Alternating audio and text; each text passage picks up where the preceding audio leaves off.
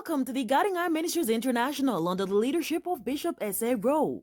Greetings again, everybody. This is Guiding Eye Ministries, Bishop Rowe. I would like to draw your attention to something that is of great importance to me. A few years ago, the Lord gave me a vision, and I'd like to share it with you today. We might not be able to go in details, so I'd just like to introduce this to you because it has been a burden. It's actually about 3 years now since I've been sharing this vision. But before we share the vision, let's read the scripture from Revelation chapter 13, verse 11. And I shall be reading to you from the King James Version.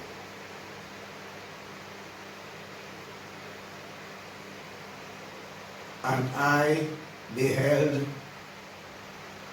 another beast coming up out of the earth, and he had 2 horns like a lamb, and he spake as a dragon, and he exerciseth all the power of the first beast before him, and causeth the earth and them which dwell therein to worship the beast,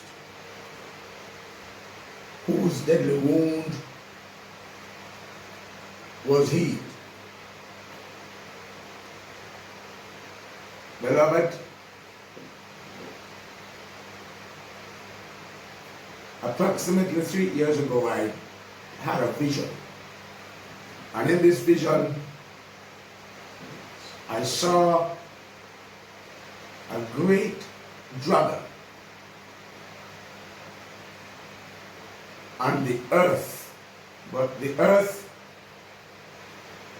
was deserty, friable, like rain has not fallen or did not fall for years. The wind was strong. And this dragon had 2 heads, one aimed toward the skies and one toward the west.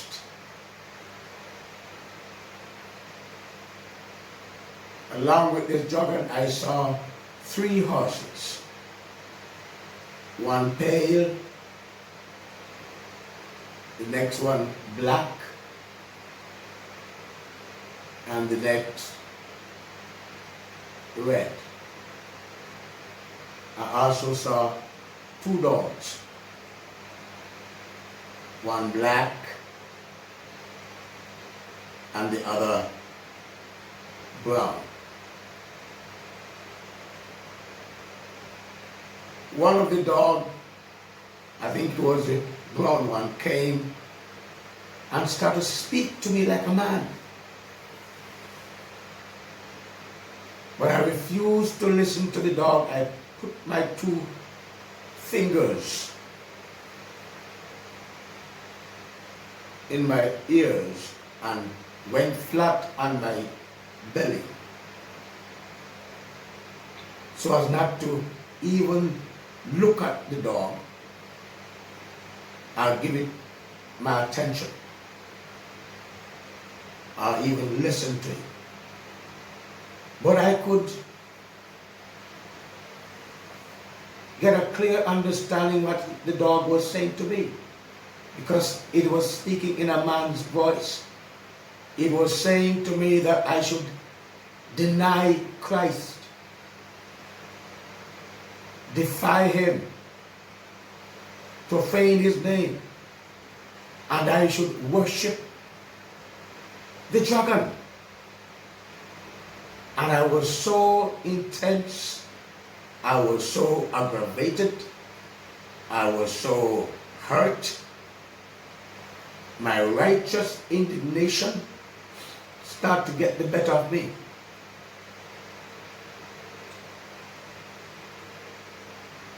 And then I noticed that there was only one tree, and the tree was violently attacked by the wind, strong wind blowing toward the west, and the tree branches went down to the ground, touched the ground, and then up back straight on the next side, touched the ground. And the wind was so strong and so violent. And then the voice spoke to me, this time not the dog's voice. It actually said to me that I must now think seriously of who this dragon represents, and that I should think about where the heads turn, the direction. As I said before, one pointing toward the sky, and the next one toward the west. And then I realized that this dragon, it just came in my spirit, that this dragon has to do with a nation that is being led by the old dragon, Satan, the devil, the serpent that the Bible describes him as. And a nation came to my mind. And then I said to myself, well, in my mind, I said, but one head is toward the skies. That means that this dragon is aiming towards heaven. He's defying God. He wants to worship. He wants to dethrone God. And then toward the west, I said, this must be the Western nations, including America, the New World.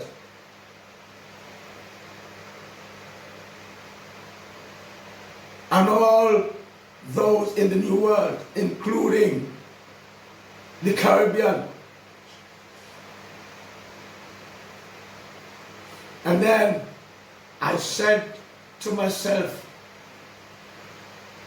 something is drawing nigh. Something is about to happen. This is the purpose and the plan of Satan, to use certain nations, to conquer certain nations that are saying God in the West, in order to take worship from God and give it to the dragon.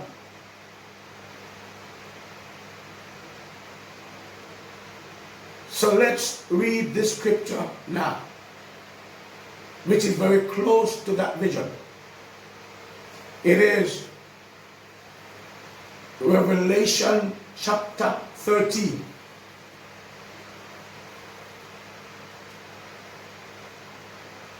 I could start from verse 1, but let's deal with verse 11. Thank you. And I beheld another beast. The first beast is mentioned in verses 1, 2 down. And this is the second beast now in verse 11. The first beast was from the sea. And now the second beast that John saw is from the earth.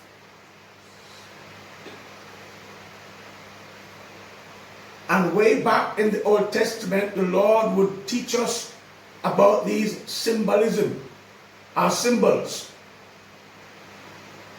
The beast represents forces, government, power, political, military, nation. That's beast. Beast also represent a man that wanders away from God in mind and thought and reasoning and start to behave like an animal. Because we read in Daniel, I think it's chapter 4, where this king, the Lord had to drive him from out of his palace when he wanted to take glory and said, look at Babylon, great Babylon that I have built. So God drove him out of his kingdom, from his throne, and let him crawl or walk on his hands and feet like animal, until the Bible said 7 times passed over him. That means that 7 years he was under the tree, eating grass like an animal. His nails grew so tall. And not until he was able to come to his right senses and say, God is God and man is man. It is not I that built, it's God who worked through me as an instrument. And he started to give God glory for Babylon that was so civilized and construction was modern in those days to him. When he started to give God glory, then God restored him to be a man who rationally think and speak in humility and acknowledge that God is almighty and you cannot do anything except God do it through you. Then he was restored. And this is what the Bible is mentioning now, that there's a man who wants glory and power and is referred to as the beast. Sometimes God will refer to men and women as metals. Again, in Daniel we see this, where Babylon was that head of gold. Media and Persia was silver. The chest of this image that Daniel interpreted and gave to this king who dreamt and forgot his dream, and none of his wise men or sorcerers could remind him of his dream. You know the story that Daniel was the one with his company and colleague that prayed, and God showed him the vision that he gave to this king who forgot it and wanted somebody to remind him of his dream and to give the interpretation. God gave it to Daniel, who prayed to him and asked him, being the God of all wisdom and all knowledge. And when he told him about the vision, he said, this statue, the dream you got with this statue, with the head of gold, you are the one. God promoted you. God make you this head of gold. You are ruling the world. And you are golden in wealth and power.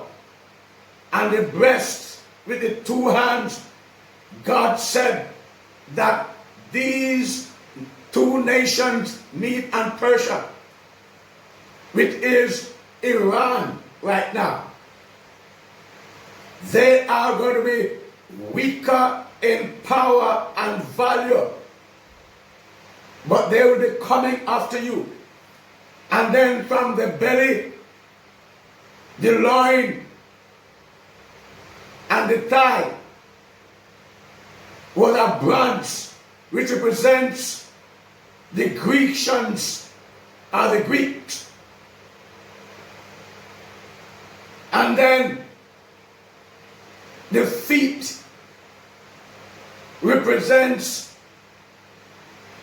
Rome, which was iron. And God said that the iron is harder and tougher than all the other metals. They are of more value, but the less value is stronger, steel-like. And then the feet, the toes, mixed with iron and clay, and is 10 toes. And the 10 toes represent 10 kingdoms. But it's mixed with clay. And God said clay and iron cannot mix. And I'm going to be telling you later on, but let me just give you a highlight now. The clay represents man, which is the church. The Bible said that God made man from the dust of the earth. The Bible also speaks of the children of Israel as the clay and God the potter. And the potter has the power and authority to remold and break up and reshape whenever time he wants, however way he feels to do it. Put it on the turntable, so to speak, and turn it until it's shaped into the shape that he wants to put and shape you in. So here we can glean and ascertain that the clay represents the people of God. So this was a prophetic image, because part of it is fulfilled already. Because immediately after Babylon, we saw in history where Mede and Persia became the world power. And after Mede and Persia became world power, we have the Greeks, the Grecians, under Alexander the Great. And immediately after that, we have the Iron Kingdom, the Romans. And the Romans were not defeated. The Romans were divided into 10 kingdoms. So we saw where that happened, because one of the kingdom that came out of it, let me say, 10 barbarians decided that Rome was not supposed to be ruled by no emperor. Everybody wanted to rule their tribe. So these 10 barbarians came together, unite together, and said they're going to fight against Rome. So Rome was not destroyed, but was divided. We have the Lemmy. I hope I pronounced that correctly. Alemni. They fought, and the Germany came out from them. That we have today. Germany. The Alemi. And then we have the Burgundians. Burgundians.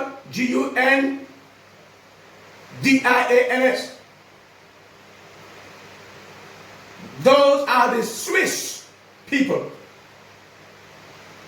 And then we have Franks, which is now the French people. And then you have the Lombards. Now the Lombards are the Italian people. And then we have the Saxons. The Saxons are the English people. And then we have the Suevi, S-U-E-V-I, the Suevi. These are the Portuguese people. And then you have the Visigoth, These are the Spanish people. That is 7, 3 left. The 3, the Heruli, they were extinct. And then you have the Ostrogoth. They were extinct. So we don't hear much about them. Then you have the Vandals, extinct. So we have 7 kingdoms coming out of Rome. Now the Italians are the ones that are more Catholic. So we have the clay now, which is the church mixing with state and government. So that's why in Italy you have the Pope with a kingdom. If you do that, did not know this, but the Catholic Church is a kingdom by itself, a small kingdom within the kingdom. Its own government, own army, and its own financial affairs, not reportable to the government. So there it is, the toes, the 10 toes, mixed, iron and clay mixed. And later on, you will understand, I will give you the history where the Pope took over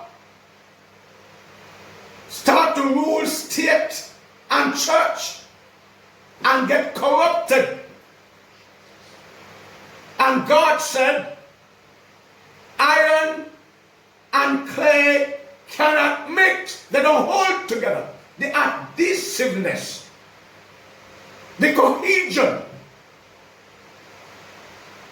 is not there. Soon or later, one will influence the other more. Either the Roman way of thinking and worshiping will come over to religion, or religion will go over that influence. And I want you to know that is exactly what is happening today. Though Rome was divided, yet the wound of the beast that got a wounded head, and I'm going to show you that in history where it fulfilled. It's going to come back. Just a couple of years ago, we saw where the Pope went to America and addressed Congress for the first time. And I heard the Pope said that this coronavirus is the wrath of nature because of climate change. How could he say that? How could he say that?